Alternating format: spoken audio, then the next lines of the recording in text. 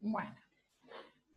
Bueno, como les decía, si tienen que hacerlo con una integral doble, si ustedes tienen cancha en hacer las integrales dobles, es más sencillo, porque no tienen que andar pensando en el punto medio ni nada, directamente integran para el momento estático respecto al eje X, la y al cuadrado, y el diferencial del área es el diferencial del área de esta región, que lo pueden poner elemento vertical o elemento horizontal. Si ustedes lo ponen vertical, como está acá dibujado, recuerden que ponían primero de y después de X. Disculpe, profesora, ese i al cuadrado sería si fuese el momento de, el de segundo orden. Sí. Y si Ah, fuese de primer orden, pueden hacer lo mismo, pero sin la y cuadrado, ¿eh? Y hacerlo con cuadrado. la integral doble. Claro, Ah, sí, sí, sí. perdón. Bueno, este es con la integral. Está Por eso. bien. Yo me quedé con que estábamos viendo, pero perdón. Me quedé con que estábamos viendo productos de segundo orden y no que habíamos vuelto al ejercicio de momento estático. En este caso sería y diferencial x. Bueno, cuando calculen acá el i x ponen i cuadrado y lo mismo se plantea con integral doble, ¿sí? Entonces lo que les decía yo, acá ponen los extremos como ustedes saben, si ustedes ponen diferencial y primero, trazan el piso, que sería la función, que sería 2x acá, la función piso, la función techo, que es 2 raíz de x, y el elemento que se mueve desde dónde, y lo van barriendo para toda el área desde acá, desde 0 de x, porque acá es el diferencial x, 0 hasta el valor que tenían acá, que es 1 de y. Y hacen esta integral. Y si quiero hacer el momento estático respecto al eje y, hago lo mismo, hago la integral, no me cambian los extremos si tengo el mismo diferencial, el mismo elemento, no me cambian. La única diferencia es que en lugar de integrar la y, integro la x, de y de x. ¿Sí? Y si quiero hacer el momento de inercia, el momento axil respecto al eje y x, hago lo mismo, la integral doble, los mismos extremos y sigo con el mismo área.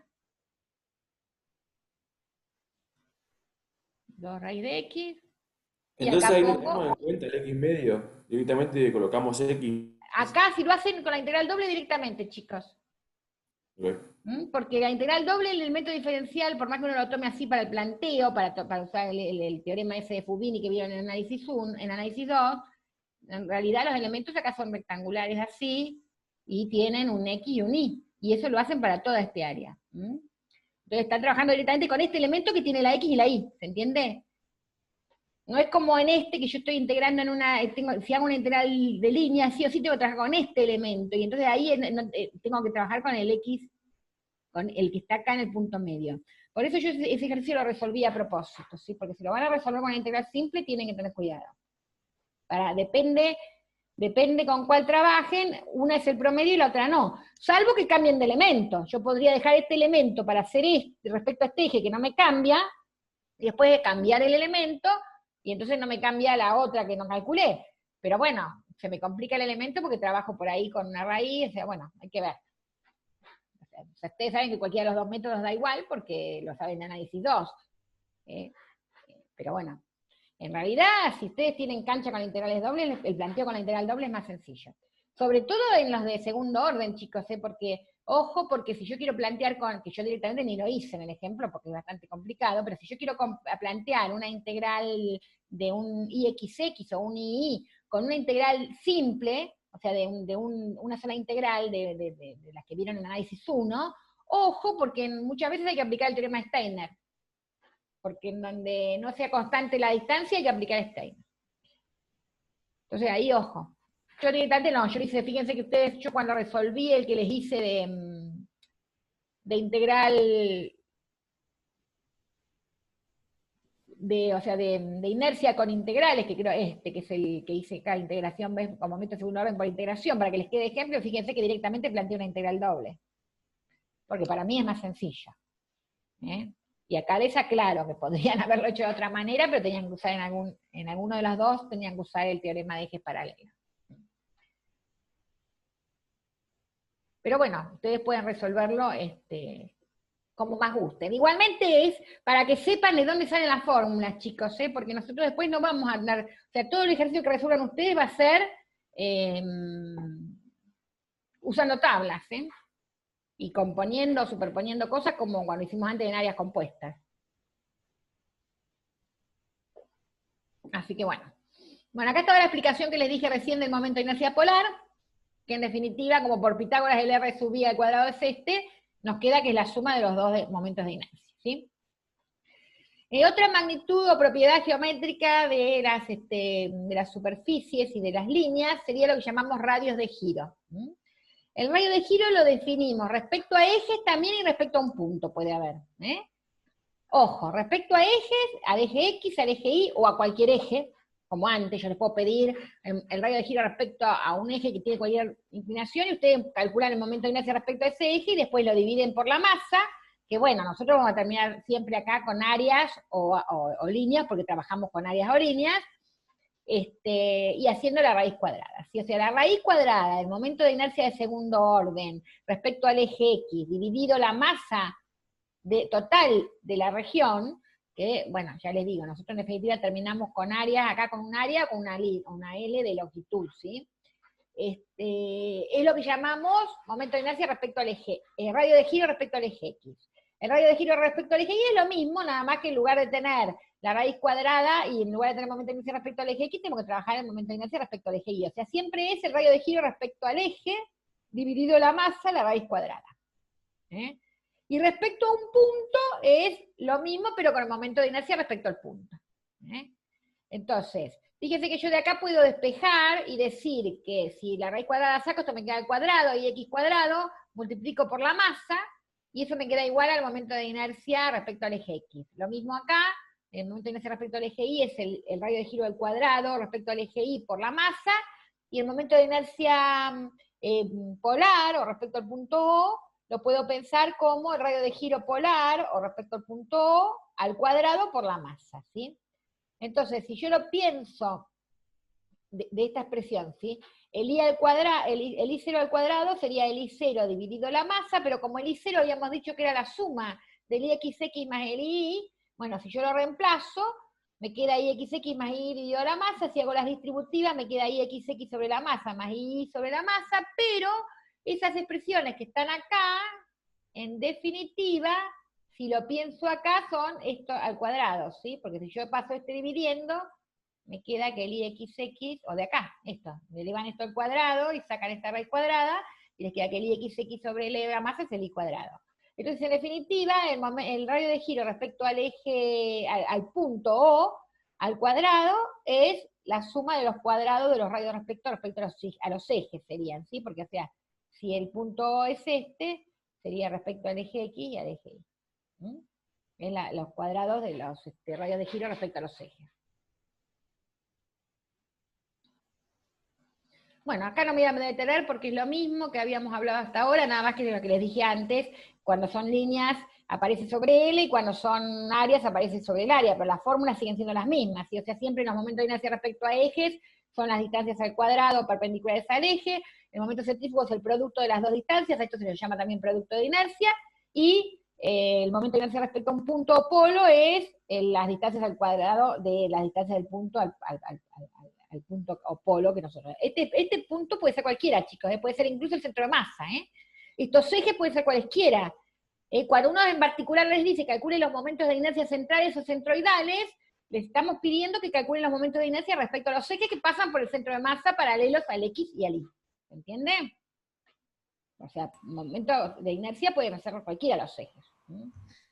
Profe, ¿le puedo hacer una consulta? ¿Sí? Creo que no terminé de comprender qué sería concretamente el radio de giro, o los radios de giro. El radio de giro es una propiedad geométrica de las secciones, ¿sí? Que se las define como la raíz cuadrada de los momentos de inercia respecto, puede ser a los ejes o al punto, ¿sí? Fíjense que en ningún momento hicimos con el IXY. Fíjense que yo acá tengo el radio respecto al eje X dividido la masa, respecto al eje Y dividido la masa, y el polar dividido la masa. En ningún momento aparece el IXY, no existe el radio de giro IXY. O sea, el radio de giro respecto a ejes o respecto a puntos. Y se los define como la raíz cuadrada de los momentos de inercia respecto a los ejes, cuando son respecto a ejes, dividido la masa total. Nosotros acá tenemos áreas o líneas. No, sí.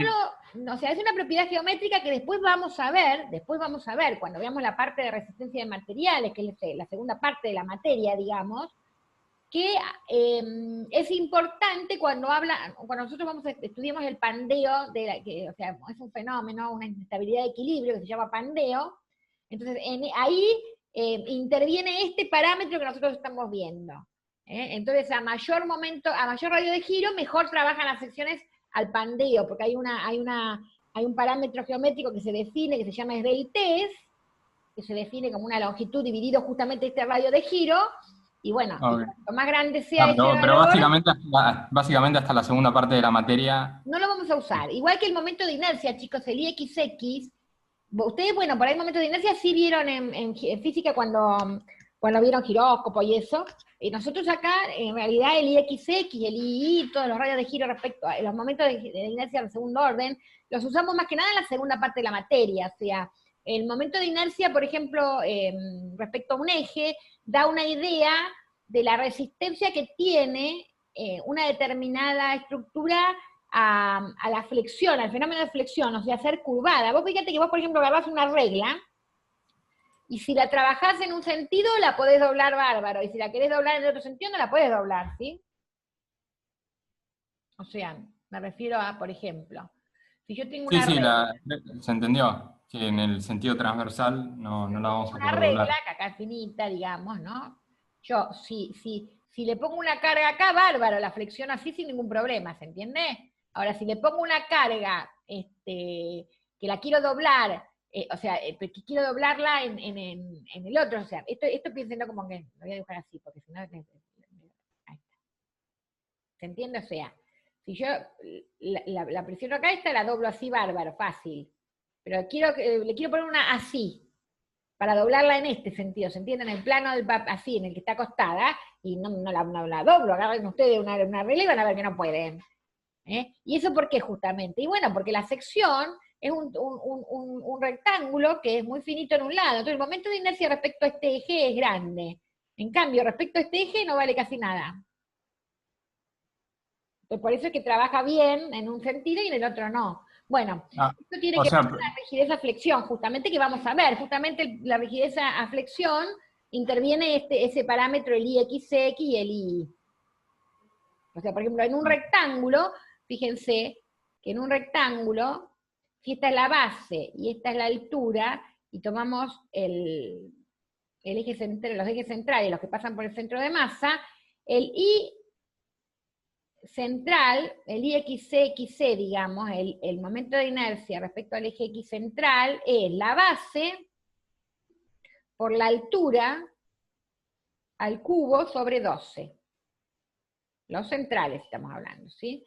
Y el IC, o sea, el otro, respecto al otro eje, a este es el IC y este es el XC, y este es el centro de masa, es la base al cubo por el H sobre el 12.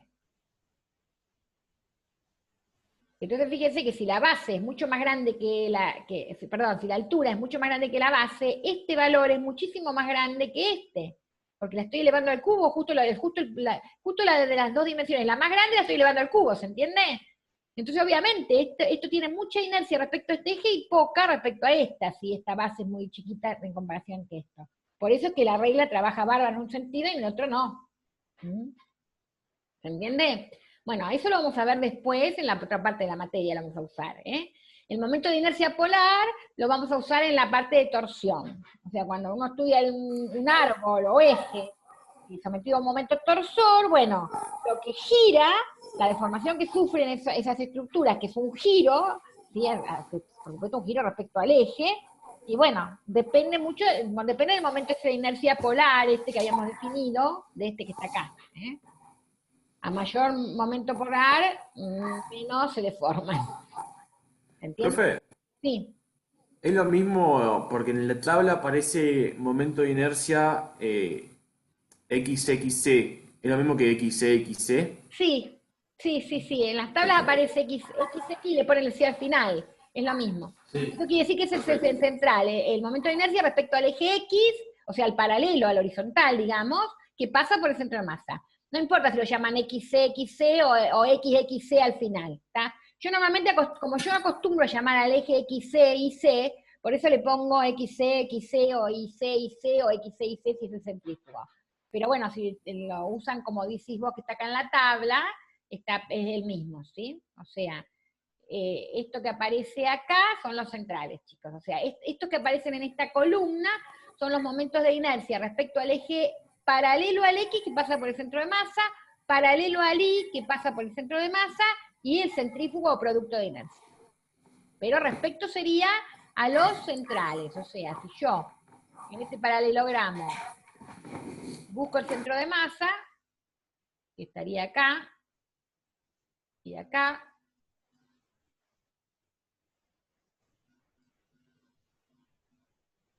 esto sería el X central, y este sería el Y central. La paralela al Y que pasa por el centro de masa, paralelo al X que pasa por el centro de masa. Entonces, esto que está acá es respecto a este eje. Y este que está acá es respecto a este eje. Y esto es lo mismo respecto a ese eje, pero el producto de inercia, ¿sí? ¿Estamos de acuerdo? Entonces, esta columna siempre respecto a los ejes centrales que pasan por el centro de masa. O sea, acá tendría que ubicar el centro de masa de la figura, trazan acá y trazan acá, y bueno, este es uno, este es el otro, y esos serían los momentos de inercia axiales y el producto de inercia respecto a este par de ejes que pasa por el centro de masa. ¿Se entiende? Ahora, si lo llaman así, o lo llaman como yo lo estaba llamando recién, IXC, XC, estamos hablando de lo mismo, chicos, ¿sí? Acá les pusieron X y les pusieron central al final.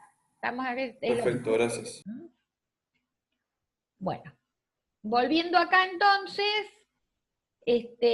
definíamos entonces los radios de giro. Algunas observaciones importantes que quiero que tengan en cuenta. Por ejemplo, ¿sí? A medida que eso lo vimos más o menos recién cuando vimos lo del rectángulo, ¿sí? A medida que me alejo, o sea que las masas se alejan de los ejes, aumentan los momentos de inercia, es lógico, ¿no? Porque yo por ejemplo, si tengo que el eje es este, ¿no? Y tengo la masa, no sé, por decir, y calculo respecto a este eje, obviamente, la distancia es esta, que calculo al cuadrado, ¿sí? El IX, supongamos que este sea el XX. Si yo lo alejo, esa distancia aumenta, ¿se entiende? Entonces, obviamente, es mayor el momento de inercia respecto a este eje de este que de este, ¿sí? Porque acá integro esta I al cuadrado y acá integro esta, y esta es mucho más grande que esta. Entonces, eso es lo que quiere decir acá, ¿ven? Los momentos de segundo orden aumentan a medida que las masas se alejan de los ejes coordenados, asumiendo como ejes coordenados respecto a los cuales uno está calculando el momento de inercia, ¿no? Después, y esto es importante, esto es muy importante para chequeo, porque aparte si uno ve cuando corrige que no lo tienen en cuenta, directamente les pone mal por concepto. Los momentos de inercia axiales y los polares, vieron que había 4 momentos de inercia, 2 respecto a ejes, uno respecto a un punto y otro respecto a un producto de inercia que respecto a los 2 ejes, ¿sí? Bueno, los que son respecto a ejes, que serían los axiales, y respecto a un punto, al polar, no pueden ser nunca negativos ni nulos, chicos. Porque yo estoy integrando una distancia al cuadrado, un x cuadrado, sobre un área, sobre una línea, estoy integrando un y cuadrado, sobre un área, o sobre una línea, o estoy integrando un radio al cuadrado, sobre un área o sobre una línea, ¿está? Yo acá los hice todos con área. ¿Estamos de acuerdo? Y ustedes saben que la integral de una función positiva es positiva, y esta función es positiva. Y los diferenciales de área, por supuesto, son positivos. O sea que no pueden dar bajo ningún aspecto negativos. Y no pueden dar cero tampoco, porque si hay un área, esto nunca es nulo tampoco. O sea, el producto de la X siempre va a ser distinta de cero, ¿no? No hay posibilidad. O sea, si yo tengo un área cualquiera, por más que sea simétrica o lo que sea, siempre, como estoy sumando todas las X al cuadrado, o las Y, bueno, en este caso estoy haciendo, cuando digo X, estoy haciendo el Y, y estoy considerando respecto a este eje, ¿no? Pero bueno, independientemente, si digo X, o sea, este sería el IXX y este sería el Y. Esto también, yo ven que les ponemos IXX, por ahí en los libros lo van a encontrar como Y solo y es lo mismo, chicos, ¿eh? Aunque no parezcan las dos I's, ¿eh? Y es el mismo, estamos hablando de lo mismo. Y otra vez se lo llaman J los libros también. al momento de inercia axial. Entonces, bueno, eso es importante, chicos, no pueden ser ni nulos ni negativos. Y una pregunta, Sí, profesora, si no cambia el signo, por ejemplo, si está como la figura esa que están ahí, que tenés 4 figuras, por ejemplo, ¿no? sí. Los que están por debajo del eje tendrían, si es la misma. Es la misma. Esto está explicado acá porque estamos hablando del centrífugo, que ese sí cambia de signo. Pero fíjate vos, porque eso es buena pregunta para que lo vayan viendo. Supongamos que yo tengo este triángulo, ¿no? Entonces voy a la tabla y la tabla me dice B, que es la base, por H al cubo, sobre 12. Este es del triángulo, pero respecto a este eje, no al central, al que pasa por la base, ¿sí? Bueno, Sí. si yo este triángulo lo muevo acá,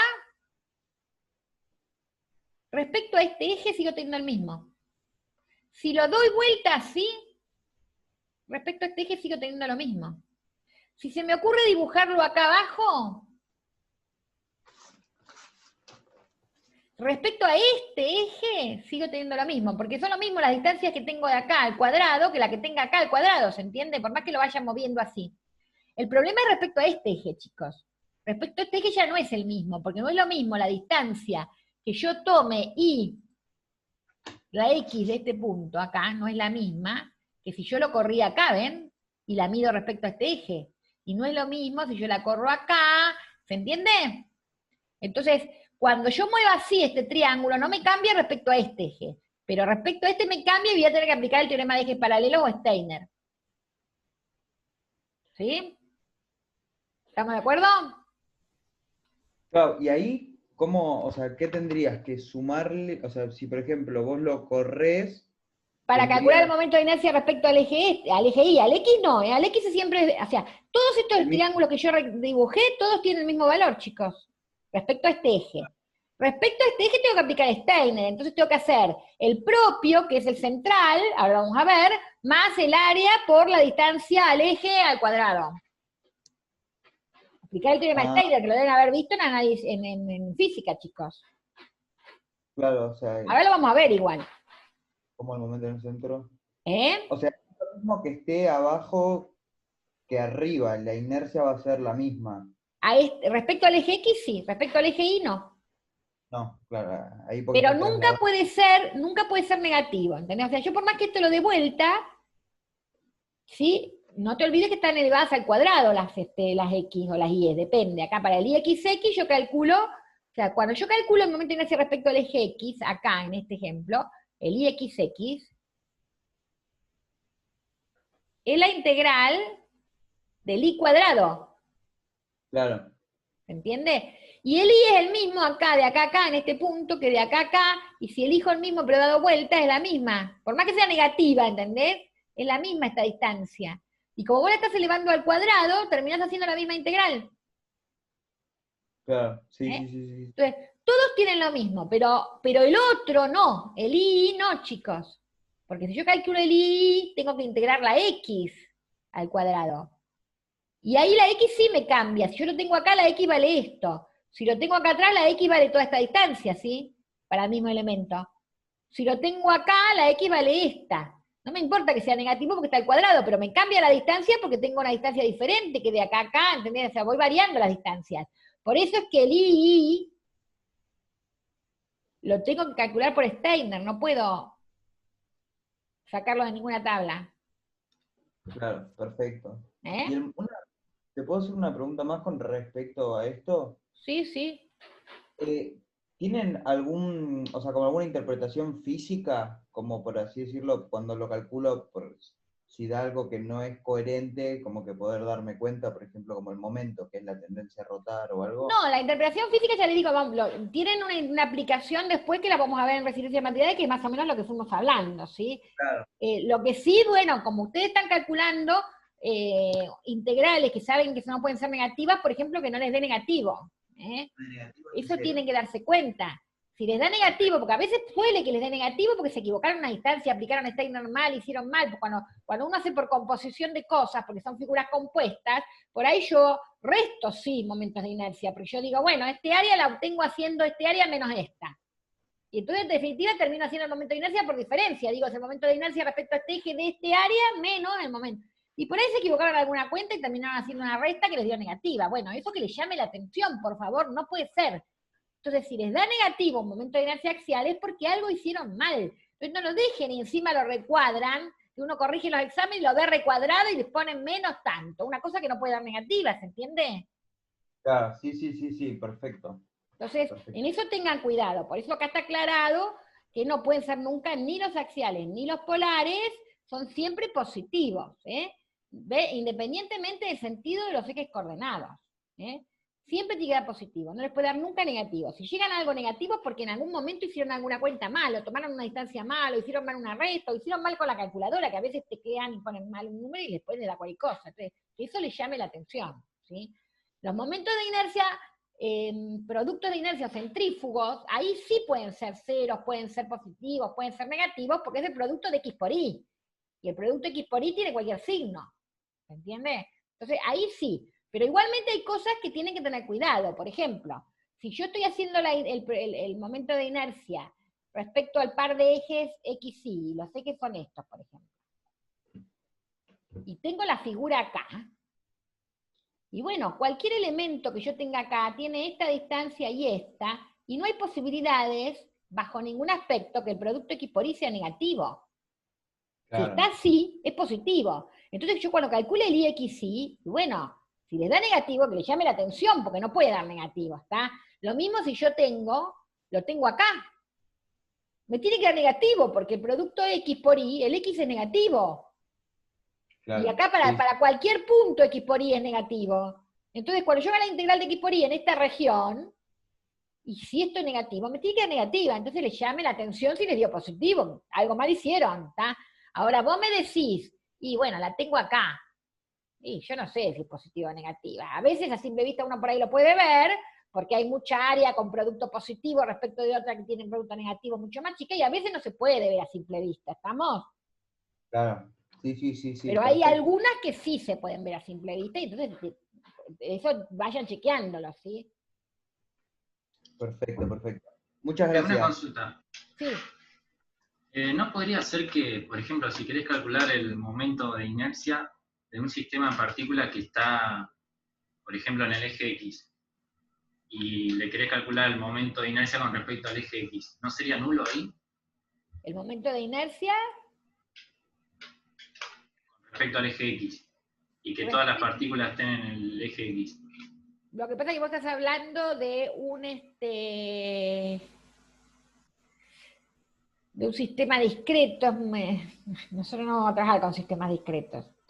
En realidad dejaría de ser un sistema, ya sería más, o sea, si yo tengo, sí, si justo lo tenés en la eje, vos decís que al ser concentradas, pero ojo porque no se te diría la parte del propio, pero respecto a otro eje siempre vas a tener... Claro, pero puede ser que con respecto a uno te dé cero por la distancia, ¿no? Vos decís en el que es rectilíneo únicamente, o sea, claro. de concentrado. Sí, no, pasa que no vamos a trabajar con sistemas de ese tipo nosotros. Siempre trabajamos con áreas, y en el momento que trabajamos con áreas, Pero aunque sea un sistema continuo, por ejemplo, que esté todo sobre el eje X, una varilla, lo que sea, no tendría momento de inercia ahí. Note. Una varilla respecto al eje X, respecto al eje Y. Ahora, si vos lo pensás justo que está apoyado en el eje, las distancias Y, por ejemplo, serían nulas. Pero es un caso muy, sí, justo que justo esté apoyado en el eje, o sea, que justo coincida con el eje, digamos, y que sea rectilíneo, que sea lineal.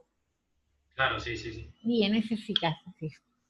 Pero es un caso muy, o sea, no lo, no, Sí, no, muy particular. no lo Pero vamos como a había tener visto ahí nosotros. nulo, Si no, después ya, y ahí sí te estaría así. Si uno va formalmente a la fórmula, sí te queda nulo, porque la integral del x cuadrado, y si es una línea justo del y cuadrado y está apoyada en uno de los ejes, obviamente una te va a claro, dar cero. Pero bueno, no vamos a trabajar con ese tipo.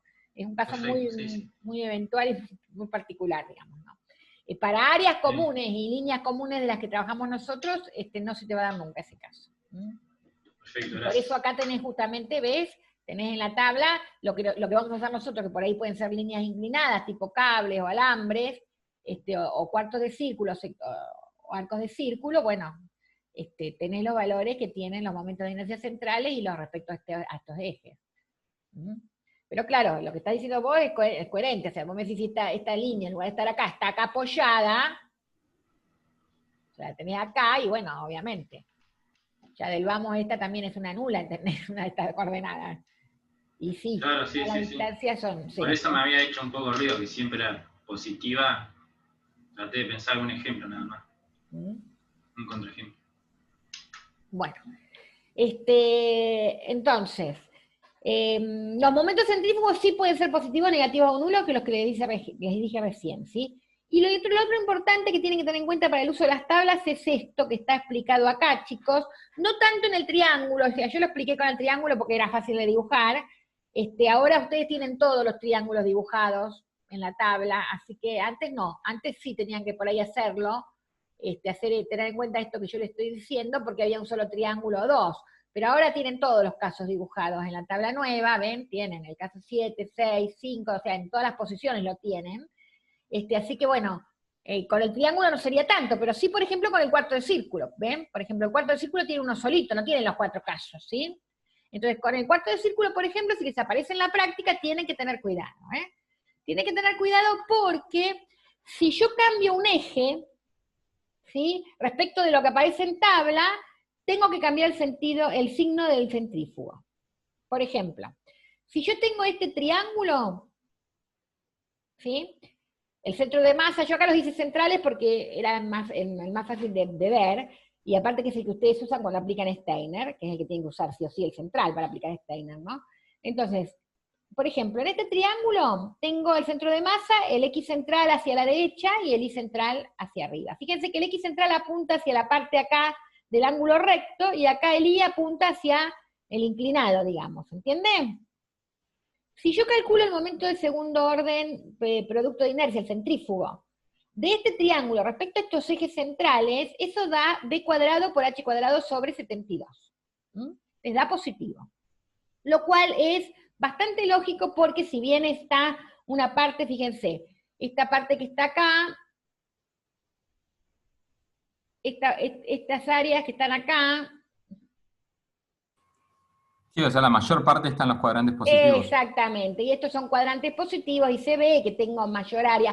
No siempre es la mayor área, sino que es el producto de las distancias, ¿sí? Pero se ve que las distancias acá son más grandes que en esta zona y en y que los productos son acá positivo y que le está ganando a los negativos, así entre comillas, pongámosle, y es lógico que esto esté dando positivo, ¿sí? Ahora, si yo doy vuelta a ese triángulo, que es lo que hicimos acá, lo que hice en realidad fue una inversión de ejes, ¿eh? ¿Por qué? Porque dejé, fíjense, el eje Y sigue apuntando a la parte curva, eso no cambió, ¿ven? El eje Y positivo sigue apuntando a la parte. Pero el eje X lo invertí, antes apuntaba a esta parte, ¿ven? Y ahora apunta a la parte curva en lugar de a esta. Está girado, digamos, respecto a esta. ¿Se entiende? Entonces, en ese caso, tenemos que multiplicar por -1. Y también es lógico, porque si ustedes se fijan ahora, fíjense, este área y es negativa, positiva, y ahora es la más chica. O sea que es lógico que me esté dando negativo, ¿sí? Fíjense que si yo doy vuelta a esta respecto a esta, pasa lo mismo. Fíjense que acá, por ejemplo, tengo que el eje Y en esta de acá arriba apuntaba a la parte curva y acá apunta a la parte derecha. Entonces invertí el eje, la posición del eje de una respecto de otra, ¿sí? Es como girar el eje. Y entonces obviamente, de nuevo, ¿ven? Acá me daba positivo y acá me da negativo, que también es lógico porque fíjense que acá esto es positivo y esto es positivo y me quedó las dos más chiquitas positivas. Y en este que di las dos vueltas, porque fíjense que si yo miro esta original, bueno, puedo pensar como que de acá a acá di una vuelta nada más, pero pensándolo en esta, sigo manteniéndolo, ¿está? O sea, no sigo manteniendo, di vuelta a los dos, porque acá apuntaba a la parte recta, curva, y acá apunto a la parte recta, y acá apuntaba a la recta, y acá apunto a la curva. O sea que es como que este lo giré dos veces, ¿sí? Lo giré en un sentido, pues lo giré en el otro. Bueno, fíjense que me mantuvo el signo. ¿Por qué? Porque lo giré dos veces, ¿sí? O sea, tengo doble inversión de eje acá. Al tener una inversión par de eje, me mantiene el signo. Entonces, eso ténganlo cuidado, porque, por ejemplo, si yo tengo el cuarto de círculo y lo tengo así, para los ejes con la misma orientación que la de los ejes X y originales, ojo, porque esto respecto a lo que está en la tabla de ustedes, cambia el signo, ¿está? ¿Ven? Respecto a esta tabla, este que está acá, esperen que borro, este que está acá, fíjense que me da negativo, porque fíjense, 32 dividido 27 y pico, 28, será 9 pi. Esto es más grande que 1, y 1 menos algo, mayor que 1 es menor que 1. O sea que este número da negativo. Lo cual también es lógico, porque si yo pienso el centro de masa, acá está acá más o menos.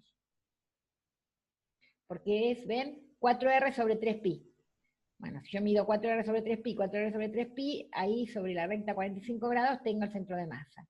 Y tengo áreas positiva y positiva. Bueno, si yo lo ubico bien, en realidad las dos negativas son más grandes, ¿sí? O sea, si yo divido acá, me queda esta negativa y esta, y en realidad es más grande que esta y esta. Yo acá porque no medí esta distancia, ¿sí? Bien. Pero da negativo. O sea, este momento es negativo. Entonces, si ustedes lo tienen en la posición que yo les dije recién, ojo porque son ustedes los que tienen que poner ahora el signo menos, cuando apliquen Steiner. O sea, si tienen el círculo dado vuelta, así, como está dado vuelta y lo invertí una vez, o sea, digo un giro, invertí el eje, ¿sí? el que iba para acá arriba, como que lo invertí porque lo giré, ¿sí? Entonces, en esta ustedes cuando calculen el IX, el IXC y C que estaría pasando por el centro de masa acá, de este cuarto de círculo, ojo que ustedes le tienen que poner un signo menos adelante. Por eso yo, cuando hice el ejemplo que les hice acá, que ustedes cuando los revisen, siempre me pueden preguntar sobre los ejercicios, chicos, Después, si tienen alguna pregunta, me hacen. Cuando yo calculé acá el momento centrífugo, que sería el IXC y C de fíjense que yo acá les puse un menos, ¿ven? Acá, este menos que está acá no aparece en la tabla, lo puse yo. ¿Pero por qué lo puse yo? Porque este cuarto de círculo está girado respecto al que aparece en la tabla, porque en la tabla aparece así, ¿ven? Y yo ahí en esa figura lo tengo dibujado para acá. Y si por ejemplo estuviese en el tercer cuadrante, ¿sería positivo? Sería como estaría en la tabla. Lo que pasa es que, ojo, vamos a hacer una aclaración. Si yo tengo este eje, para que no se confundan, porque si no me van a tener que confundir, y hago esto, que es el de la tabla, y lo hago respecto a estos ejes, es este el valor, y es positivo. ¿Sí? Si ahora lo saco de ahí,